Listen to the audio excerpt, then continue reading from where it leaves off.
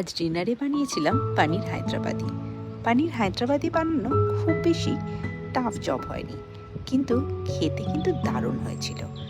গোটা পেঁয়াজ, রসুন, আদা, একটু ধনেপাতা, পালং শাক সব ভেজে মিক্সিতে পিষিয়ে নিয়ে গোটা গরম মশলা ফোড়ন দিয়ে ওই পেষানো মশলা দিয়ে ভালো করে কষিয়ে তারপর আরেকটা বাটিতে ফ্যাটানো টক দই, জিরে গুঁড়ো, ধনে গুঁড়ো, গোলমরিচ গুঁড়ো সব ফেটিয়ে ওর মধ্যে মিশিয়ে ভালো করে কষিয়ে নিতে হবে।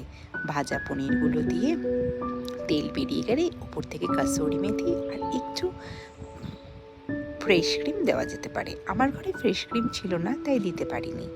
আদারওয়াইজ পরোটা দিয়ে এটা দারুণ লেগেছে খেতে। হায়দ্রাবাদি পানিরটা আমি রেসিপিটা ইনস্টাগ্রাম থেকে শিখেছি।